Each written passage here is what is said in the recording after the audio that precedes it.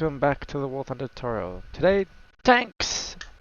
Okay, so first things first, this is what I said about last episode. If you didn't check out the last episode, make sure you check it out, okay? This is the basics of tanks. So, this here is me fighting against my friend Oolong. Here I'm showcasing the early tier tank gameplay that you will be able to see and how it is very different to all kinds of tanks. First and foremost, the thing we've got to keep in mind is these tanks have really low penetration because the armor values at early tier aren't necessarily high. A lot of them necessarily can over penetrate or even penetrate somewhat to most vehicles, but some of them will under penetrate because they don't have a high enough caliber or a high enough penetration with the shot they have or the shells. So when you encounter these kinds of moments, for example in this medium tank M2, the best thing you can do is move. Keep in mind that movement and the ability to traverse terrain is one of the best things about tanks. So when you're fighting against something like this Ps4, which has a relatively slow turret traverse, using mobility is a guaranteed chance of success. As you will see here, the Ps4 has a very slow turret. I killed it. Okay, moving on. So here we're going to have a little bit of a showcase.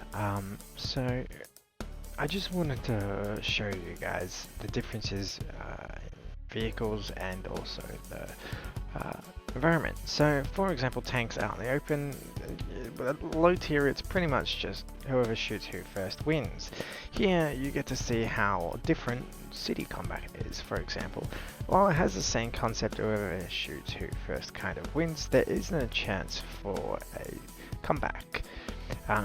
For example, I shot the gunner of the Panzer IIc here twice, and I had the ability to kill him at any point in time, but because the Panzer IIc was intelligent enough to keep angling his armor, I couldn't actually kill him. He replaced the commander, or the gunner, and was able to kill me. So it's always a good idea, if you're going into city combat, to remember there's always a chance for comeback and never give up.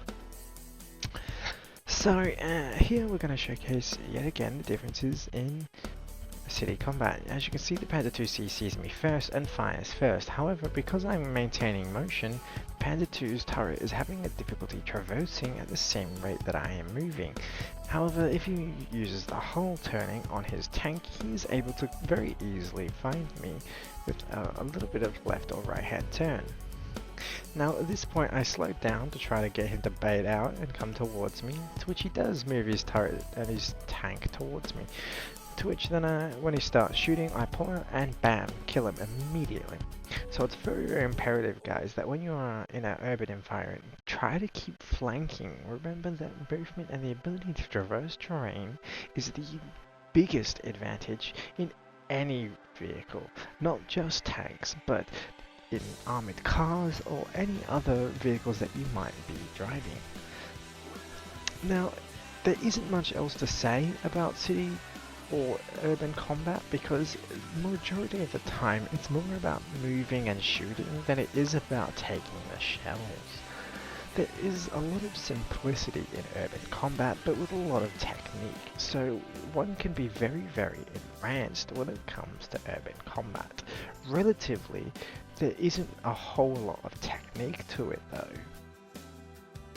In terms of the overall advantage, as one would say, it has a simple mechanic but a high skill cap.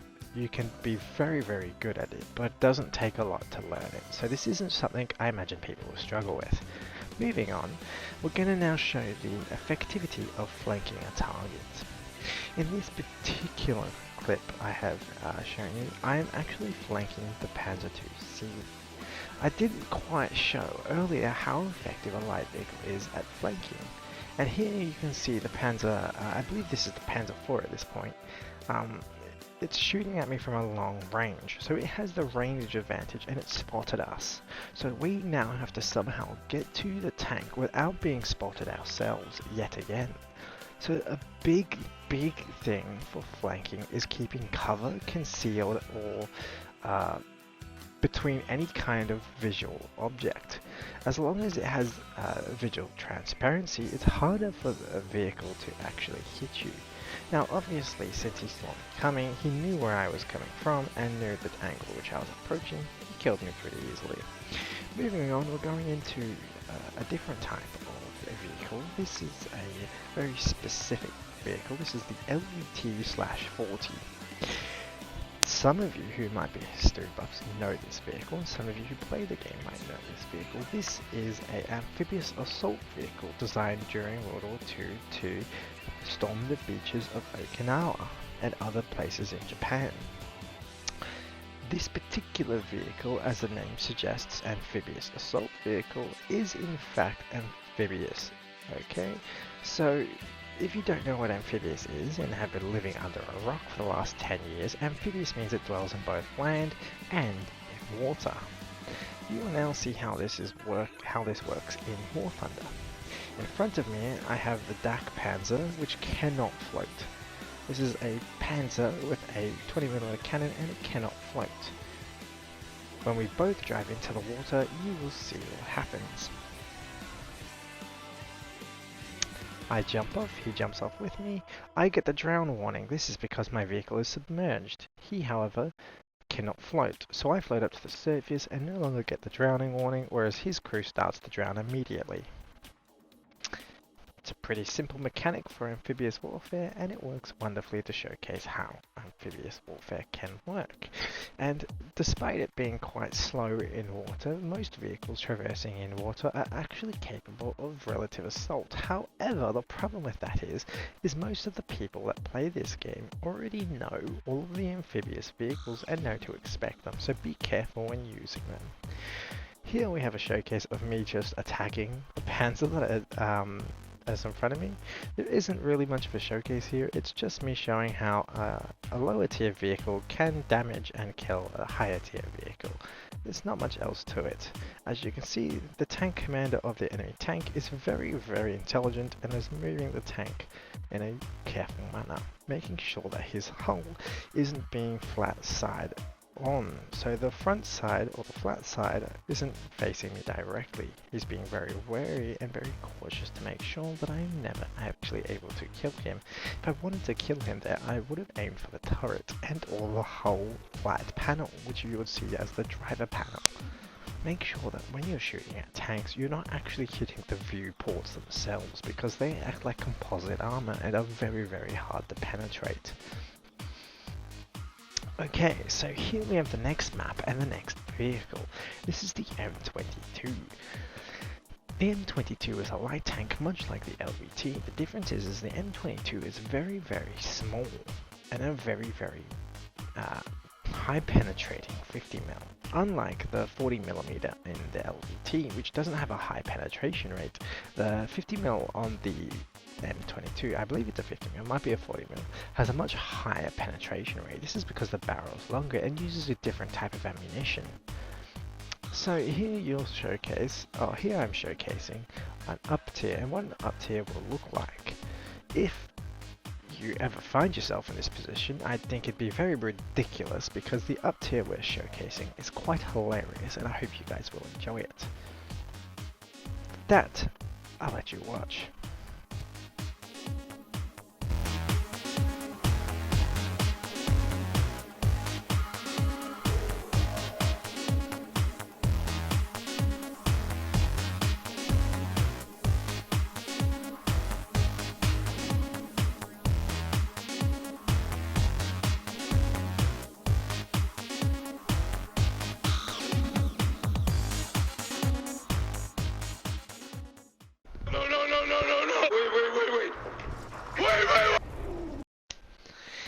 Hello everybody. Okay, so now that we're back from that silly little joke, I'm going to showcase angling and armor penetration. Here we're doing this originally in arcade. This is the APHE for Short Barrel 75 on the Sherman 2 British. I'm shooting at a KV-1S. The KV-1S is a lot higher, well not a lot, slightly higher battle rating. At first I shoot the driver's hatch and not do any damage. The second shot, however, because it's a KV-1, I know where to shoot it on the front panel. Using my AP-80 round, I am able to get through that angled hull despite it being quite angled because of the AP-80 effect. Because it has a slightly softer head, kind of can bend to the shape of the hull, so it explodes inward, causing shrapnel damage to kill the crew inside. Here we're now back in arcade with the same KV-1S, the same shell, and relatively similar distance. We now cannot penetrate the KV-1 because I've told the KV-1 to angle more. You'll notice that there is some sections where it tells me I can penetrate. I shoot through the machine gun port there because it is the only way for me to effectively take any kind of damage to it. Here we're going to now showcase a light tank and what happens during collision damage. Collision damage is when the vehicle runs into an object, a wall, or another vehicle. Other vehicles can damage you via collision when they're running into you and another object. It will not happen while they're just running into you though, because you'll only be sustaining light damage. As they say, that you don't take damage because somebody is going fast, you take it because there's a sudden stop. So, next what we're going to do is I'm going to shoot at him for no freaking reason, and then we're going to showcase how a light tank should operate. When a light tank is in a battlefield with a medium tank, the most effective and more immediate tactic for a light tank is called the point and shoot. It is also called the move and shoot, or the flank and spank if you are fancy like us War Thunder players. What we now are going to do is, in our armored vehicle, we are going to use our superior maneuverability to first take out the gunner. The second shot I'm going to aim is for the ammunition, but I kind of missed, and I don't want to get in front of that gun again. So what I do is I back up using my dual reverse transmission and shoot him in the side of the turret. This guarantees the kill because it will kill all the crew. The next little showcase we have here is ammunition. Ammunition is limited, okay, so you will run out, and there are two different kinds of effects: solid shot and explosive. Here's what happens when an explosive round hits a tank.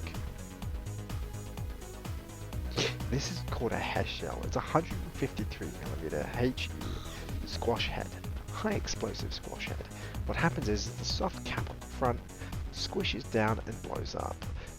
It then causes a massive explosion which does not only concussive explosive damage, or also known as a shockwave damage. It also tends to be called overpressure in War Thunder. Calling it any of these will work. The basic principle is that an explosion in the air causes a shockwave, and the shockwave can travel through harder objects. Because the objects are not soft and absorbing the shockwave, it enables the shockwave to travel through the vehicle, doing damage to the soft interior of the crew.